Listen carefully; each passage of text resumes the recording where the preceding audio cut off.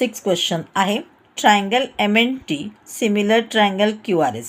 Length of altitude drawn from point T is 5 and length of altitude drawn from point S is 9.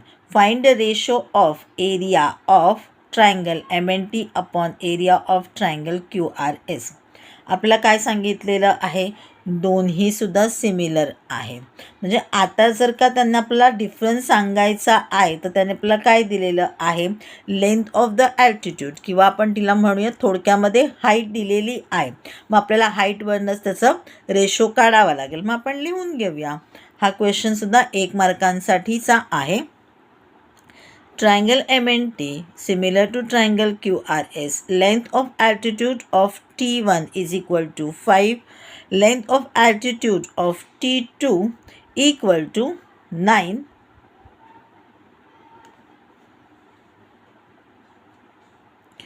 Therefore, area of triangle MNT upon area of triangle QRS is equal to 5 upon 9. हे छोटं होऊ शकत नाही, आपल्याला short form करता येणार नाही, as it is राहणार आहे. कारण 1 नंबर कसा आहे, त्याच्यामधला प्राईम नंबर आहे. भानगडीत पडू नका, सोडून द्या, ॲज इट इज आन्सर लिहा. आपण करत बसलो तर आपल्याला वेळ फुकट जाईल, नाही होणार आहे. कसावरनं कळेल, 1 प्राईम नंबर आहे, कसा होईल मग आता, छोटा होणारच नाही, सोडून द्या. क्वेश्चन नंबर 7 आहे आपला. ADC अँड BEC काय दिलेत, कोलिनियर पॉईंट्स दिलेले आहेत. म्हणजे AC कशी बनली, ADC आणि BC कशी बनली, BEC. Segment DE parallel to side AB. If AD is equal to 5, DC is equal to 3, BC is equal to 6.4, then find BE. आता आपल्याला BCची पूर्ण लेंथ सांगितलेली आहे, 6.4 आहे. आपल्याला BEची शोधून काढायची, म्हणून BE आपण काय पकडणार आहोत, X पकडणार आहोत. म्हणजेच ऑफकोर्सली आपली CE जी आहे ती किती आहे, 6.4 मायनस X. आता बघूया आपण कशा प्रकारे हे सोडवणार आहोत. आपण आपली इन्फॉर्मेशन जी आहे ती लिहून घेऊया. Segment DE parallel to side AB, ADC, BEC. AD is equal to 5, DC is equal to 3, BC is equal to 6.4, BE is equal to X, CE is equal to 6.4 minus X. Therefore, BE is equal to what? किंवा तुम्ही ते वाक्य लिहू शकता. Let the length of BE be X and let the length of CE be 6.4 minus X असं लिहून सुद्धा लिहू शकता. आता आपण काय म्हणूया, AD upon DC is equal to BE upon CE by basic proportionality theorem. त्याची व्हॅल्यूज भरून घेऊया. 5/3 equal to X upon 6.4 minus X. मग क्रॉस मल्टिप्लिकेशन करूया. 5 into 6.4 minus X is equal to 3X. Multiplication केल्यानंतर answer 6.4 into 5 is equal to 32.0. तुम्ही 32 लिहू शकता. Minus 5X. 5 into X is equal to minus 5X is equal to 3X. 3X plus X 5X होईल, कारण हा minus 5X तो right hand साईडला आल्यावरती लेफ्ट हँड साईडकडून राईट हँड साईडला आल्यावरती प्लस होईल. 3X plus 5X is equal to 8X आणि 32 ॲज इट इज असेल. मग आपण त्याला डिवाईड करू. 32 divided by 8 is equal to X. म्हणजे आन्सर काय येईल, 8 4 32 मीन्स 4. इथे आपल्याला काय लिहायचं आहे, सेंटीमीटर मीटर काही दिलेलं आहे नाही दिलेलं आहे, म्हणून आपण लिहिणार आहोत 4 units is equal to X. आता आपण सोडवणार आहोत question number 8. Segment PA, segment QB, segment RC and segment SD are perpendicular to line AD. AB is equal to 60, BC is equal to 70, CD is equal to 80, PS is equal to 280. Then find PQ, QR and RS. आता इथे आपल्याला सोप्या पद्धतीने काय करावं लागेल, तर ADचं आपण प्लस करू, PS आपल्याला सांगितलेला आहे. त्याचं एकदा आपल्याला प्रपोर्शन माहिती पडलं की आपल्याला सगळी उत्तरं मिळतील. किंवा जर का ते ऑड असेल असं तुम्हाला वाटत असेल तर डायरेक्टली आपण PS म्हणजे तरी काय दिले PQ आणि QS किंवा PQ एक पकडून मग आपण त्याचं आन्सर तसं लिहित गेलो तरीसुद्धा आपल्याला आन्सर मिळू शकेल PQ आणि QS. ठीक आहे, बघूया कशा प्रकारे आपण सोडवता येईल. Segment PA, segment QB, segment RC and segment ST are perpendicular to line AD. AB is equal to 60, BC is equal to 70, CD is equal to 80, PS is equal to 280. Therefore PQ is equal to QR is equal to PS is equal to question mark.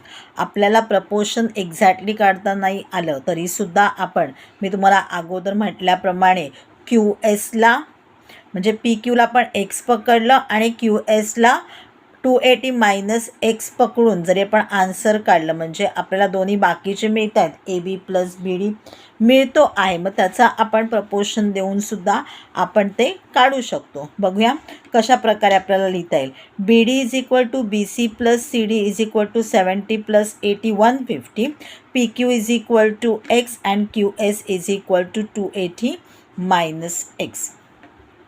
प्रपोर्शनप्रमाणे आपण लिहून घेतलेलं आहे. लक्षात नसेल आलं तर एकदा बघून घेऊया. आपल्याला AB माहिती आहे, BD आपण काढून घेतलेलं आहे म्हणजे आपल्याला QP शोधायचं आहे.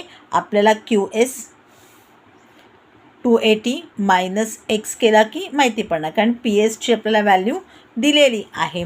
मग बघूया BD आपण लिहून घेतलेला आहे. किती झाला आपला BD 150. आता लिहून घेतलं AB upon BD is equal to PQ upon QS. ABची व्हॅल्यू काय आहे आपली, ABची त्यांनी व्हॅल्यू आपल्याला सांगितलेली आहे 60. लिहून घेतली 60 upon 150 is equal to X minus 280 minus X. Cross multiplication करून घेऊया म्हणजे आन्सर काय 60 into 280 minus X is equal to 150X.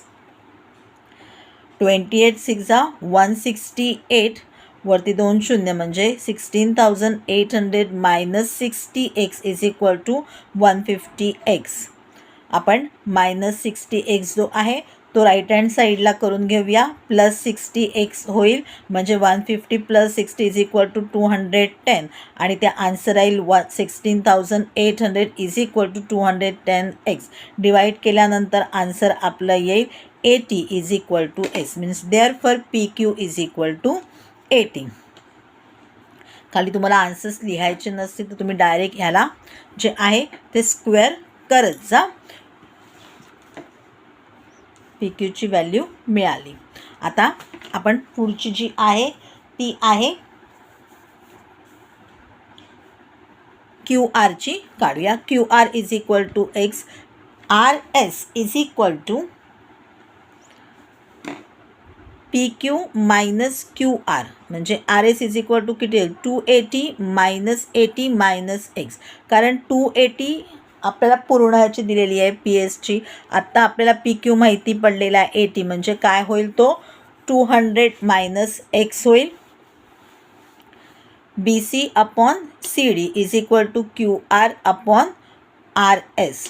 BCचं माहिती आपल्याला व्हॅल्यू, CDची व्हॅल्यू माहिती आहे, QR आणि RSची आता एकाच ह्याच्यामध्ये आपल्याला माहिती पडून जाईल. मग आपण लिहून घेऊया 70 upon 80 is equal to X upon 200 minus X. Cross multiplication करून घेऊया म्हणजे 7 2 14 हा 0 हे 2 0 14,000 minus 70X is equal to 80X. 80X plus 70X means 150X. 14,000 बघा एक शून्य राहिला. 14,000 15 1 15 15 इथे जर आहे 280 अपॉन 3 कारण ह्याला 5ने जाईल, ह्याला पण 5ने जाईल, ह्याला 3ने जात नाही आहे, याला 3ने जातो पण ह्याला 3ने जात नाही कारण 4 + 1 5च आहेत. ओके, मग आपला आन्सर आहे 280 upon 3 is equal to X म्हणजे QR इज इक्वल टू 280/3. ते काय शब्द राहिले लिहायचा, कारण त्याने आपल्याला सेंटीमीटर वगैरे काहीच दिलेलं नाही, म्हणजे आपल्याला इथे युनिट्स लिहायचे आहेत. ते युनिट्स तुम्ही लिहून घ्या, इथे मी लिहिलं नाही आहे. आणि ते टाकून आपल्याला जो आहे तो स्क्वेअर करायचा आहे. शब्द राहिले तर गोंधळ होऊ शकतो, म्हणून एकदा प्रश्न सोडवून झाल्यानंतर पुन्हा परत वाचा. आता PS इज इक्वल टू काय झालं आहे, PQ plus QR plus RS.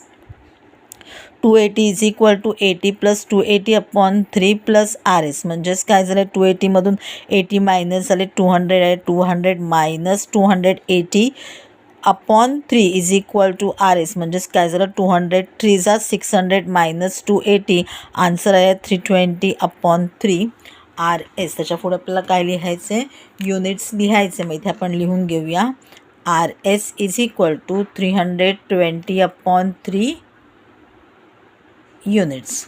तुम्ही हाच प्रश्न एकदा प्रपोर्शन काढून घेऊन सुद्धा सोडवू शकता.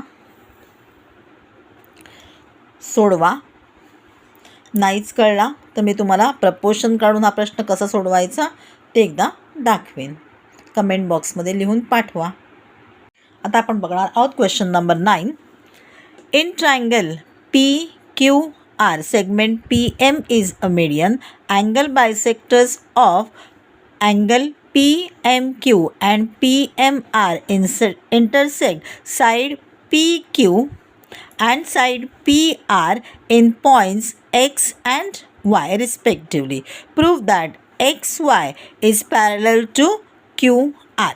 आता आपण भरूया आपल्या ॲक्टिव्हिटीमधले जे दिलेले फिल इन द ब्लँक्स आहेत. In triangle PMQ, ray MX is bisector of angle PMQ. Therefore MP/MQ is equal to PX/XQ. हा आपला झाला first equation, theorem of angle bisector. In triangle PMR, ray MY is bisector of angle PMR. Therefore MP/MR is equal to PY/YR. हाच आपला second equation, theorem of angle bisector. But MP/MQ is equal to MP/MR. M is midpoint QR, hence MQ is equal to MR. Therefore PX/XQ equal to PY/YR, and therefore XY is parallel to QR. Converse of basic proportionality theorem.